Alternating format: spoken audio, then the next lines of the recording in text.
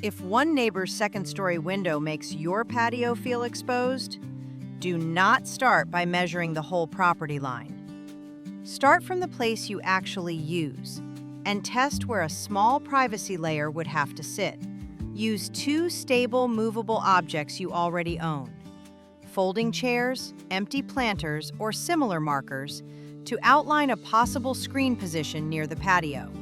Do not build or anchor anything yet. Sit where you normally sit and shift those markers left, right, closer, or farther away until the unwanted opening is interrupted. Then stand up and repeat the check. If one narrow zone near the patio handles most of the exposure, that tells you something useful. The privacy job is local, not whole yard. That is fix 1. Bring the privacy layer closer to the use zone before you treat the entire boundary. A localized screen often needs to cover less width than a solution placed farther away because it is intercepting a smaller part of the view. That can preserve more open space, light, access, and planting room elsewhere in the yard. A boundary treatment affects much more of the property, so prove you actually need that scale before you commit to it. Test from the positions that matter: sitting, standing, and the time of day when you use the patio most. If one small zone solves enough of the problem, stop there. If the unwanted view stays broad from several positions, you need a different category of privacy fix. The next question is whether that privacy layer should move. Fix 2 is movable privacy for a layout that is not settled. This is useful when the privacy problem changes with the activity. You may want more separation beside a dining table, but not across the entire patio. You may rent. You may still be deciding where the grill, chairs, or fire table belong. Or you may need more privacy in one season than another. A purpose-built outdoor movable screen can handle that kind of uncertainty. So can a container with an upright plant or a trellis when the goal is to interrupt a view rather than seal off the yard? The advantage is not that movable privacy is automatically cheaper. The advantage is that you can test the location before you commit. If the seating moves, the privacy layer can move with it. If you guessed wrong, you have not installed posts or planted a permanent row. But be realistic about the word movable. A large planted container gets heavy. A tall trellis can become top-heavy as a vine grows. Wind matters, especially on open decks and exposed patios. Choose outdoor products that are designed for the job. Follow their stability instructions, and do not assume a tall screen is safe just because you can carry it across the patio. Ask one practical question. Do you expect the privacy problem to move? If yes, mobility earns its keep. Use the screen through several normal patio sessions and move it with the way you actually use the space. If it keeps ending up in the same place, that is useful evidence too. Movable privacy also makes sense when you are testing a future permanent layout. It lets you learn whether you really want coverage beside the dining area, at the end of a deck, or closer to the house before you commit to posts or planting. If the same chair, the same window, and the same exposed edge are going to bother you every day, portability may only delay the permanent fix you already need. That is where Fix 3 comes in. A narrow, fixed vertical screen when ground space is the constraint. A hedge can be a poor fit in a small patio or narrow side yard because living screens need width as well as height. That is easy to miss at the garden center. A shrub in a nursery pot looks compact. At maturity, the same plant may need several feet of width, plus room for pruning and access. If giving up that much ground would pinch the walkway or make the seating area feel smaller, a fixed vertical screen can solve an eye-level problem with a much narrower footprint. That could be a properly installed slatted panel, a trellis used as a divider, or another outdoor screen designed for permanent use. The material is not the first decision. The important part is that the view is stable, the footprint is tight, and you are willing to make the solution permanent. Before buying, test the location rather than guessing. Sit where you normally sit and mark the proposed left and right edges with small, low-risk markers such as chairs or garden stakes. You are not trying to build a temporary wall. You are checking whether a screen in that exact position would interrupt the view you care about. Now check the angle. If the unwanted view is mostly eye level from a neighboring patio, gate, or ground floor window, a vertical screen may be exactly right. If the view is coming down from a second story or from a house uphill, do not keep making the wall taller by reflex. That is a different geometry problem, and we will handle it in a moment. Once the screen becomes permanent, a few practical checks matter. Local fence and privacy screen rules vary, and an HOA or neighborhood association may add its own requirements. If the project involves digging, contact 811 before you dig in the U.S., and complete the local utility locate process before disturbing the ground. Elsewhere, use your local utility locate service. And for a tall freestanding panel in a windy location, use a system and installation method appropriate for that exposure, rather than improvising structural details from a general video. Then stop as soon as the use zone works. If one narrow screen protects the table or chairs, repeating panels across the whole property line may only cost more, block more light, and make a small yard feel boxed in. Which brings us to fix 4, filtered privacy when a solid wall is more than you need. Some yards need complete visual separation. Others only need enough interruption that direct eye contact disappears, and the seating area no longer feels exposed. That difference matters on a small patio, beside a garden bed, or anywhere you still want useful light and airflow. Filtered privacy can come from spaced slats, an open trellis, a deliberately porous outdoor screen, or living growth that breaks up the view without becoming a solid wall. In the right setting, that can feel much easier to live with than full opacity. The test is simple.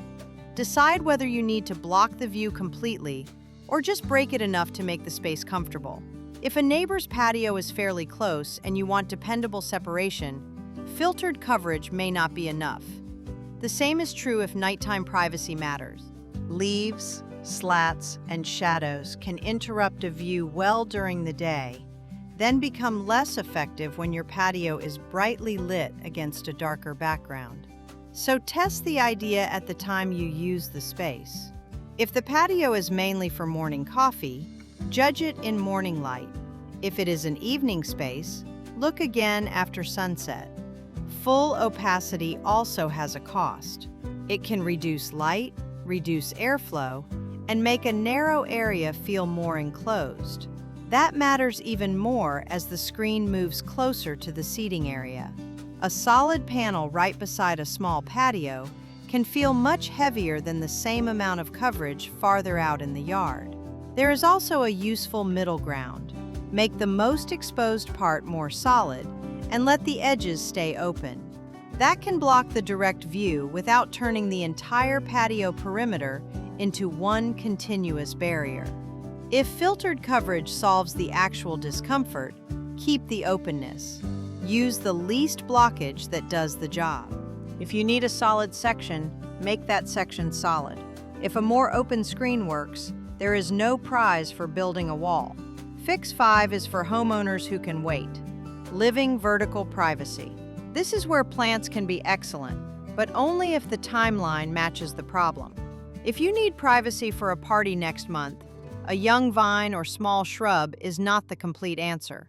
You may need a movable or structural layer now and a living layer later. If you have time, living vertical coverage can give you a softer, long-term screen without automatically using the width of a full hedge. A vine on a dedicated support can climb where ground space is limited. A narrow, upright shrub can create a living column where a broader hedge would crowd a walk or patio. Choose from the mature plant backward. Start with width. A plant described as narrow may still be too broad for a tight side strip once it reaches full size. Then check height, sun, soil, water needs, and whether the plant keeps useful coverage in the season when you actually need privacy. A deciduous vine or shrub may be perfect for a patio used from late spring through fall, and then open the space to winter light. If you need screening all year, That same plant may leave you disappointed for months. Vines add one more decision: support. Different vines climb in different ways, and some cling directly to surfaces. Use a support suited to the plant instead of assuming siding, gutters, a living tree, or a neighbor's fence can take the job. A vigorous vine can also outgrow a small trellis and become much heavier than it looked at planting time. Fast growth deserves another check. A plant that fills space quickly can also demand more pruning, bred where you do not want it, or be considered invasive in part of the country.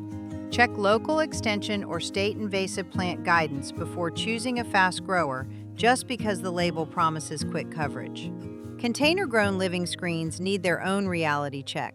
They can be useful where digging is not practical, but the container limits the root zone and adds watering, winter, and stability concerns.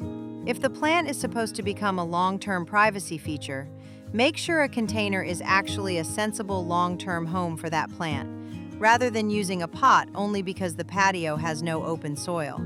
The useful question here is not, what is the fastest privacy plant? It is, can I wait for this plant to reach the size I need, and will I still want it when it gets there? If the answer is no, use an instant solution. If the answer is yes, one correctly placed living screen may be enough. Do not plant a row by habit. Fix 6 is for the problem the lower screens cannot solve: privacy from above. A second-story window changes the geometry. Someone looking down toward a patio can see over a barrier that works perfectly at ground level. Making that barrier taller and taller can become expensive, darken the yard, and still miss the part of the patio you care about. For a high-angle view, think about coverage above the use zone.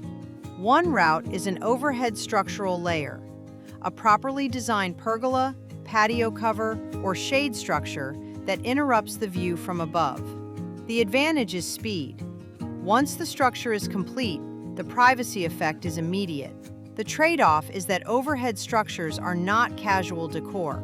Depending on the design and where you live, permits, structural requirements, attachment details, drainage, wind, or snow loads may matter. Check local requirements and use a system designed for the job. A general gardening video is not the place to guess at post sizes, footings, roof attachments, or fabric anchoring. The other route is a tree canopy. A well-placed tree can interrupt an elevated view while keeping the ground beneath it more open than a hedge. It may also provide useful shade.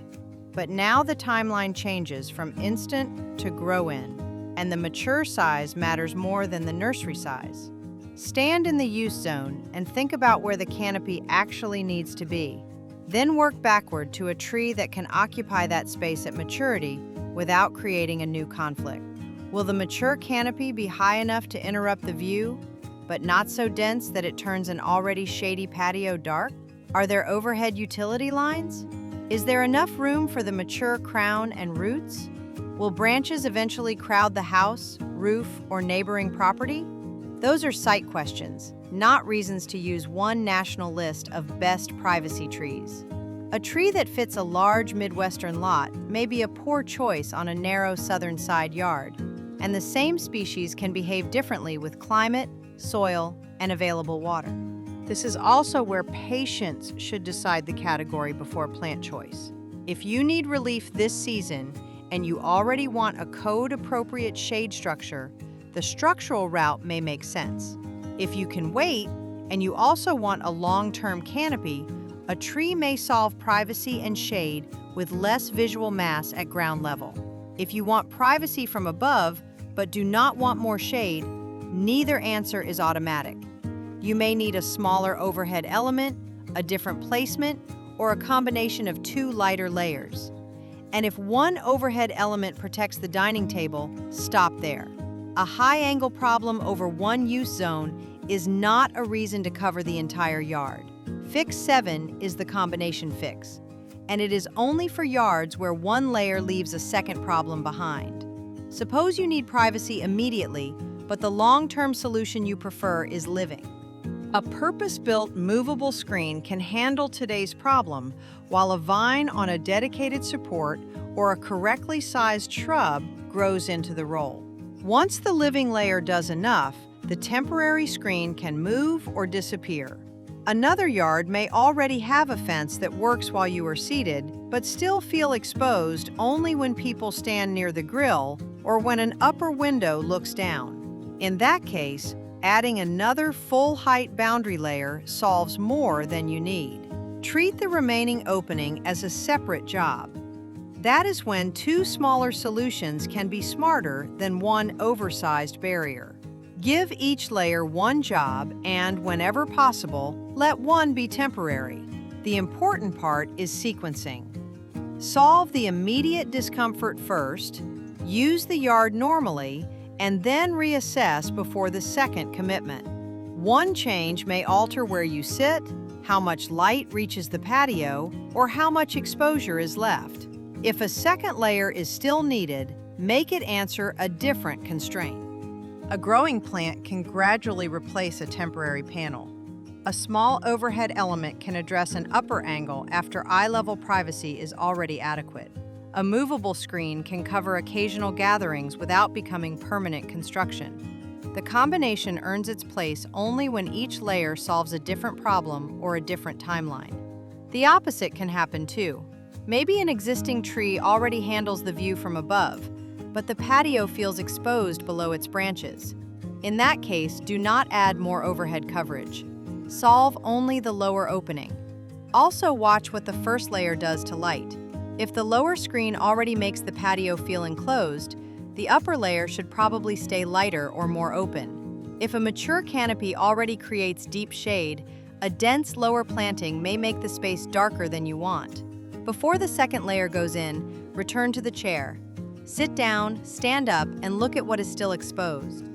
The second layer should have a specific remaining job you can point to. If you cannot name that job, you probably do not need it. Combination privacy works when the layers divide the work. It fails when both layers try to block everything. So before you buy anything, start with the localized screen test. If one small privacy zone handles the problem, stop. If it does not, decide what is actually driving the discomfort: an eye-level view, a high-angle view, or both. Then choose whether you need privacy now or can wait, whether the solution needs to move, how much ground space you can spare, and whether you need full blockage or only filtered separation. Pick the smallest solution that handles that job. Add a second layer only if a different part of the problem is still open. That is enough privacy without turning the whole backyard into a wall.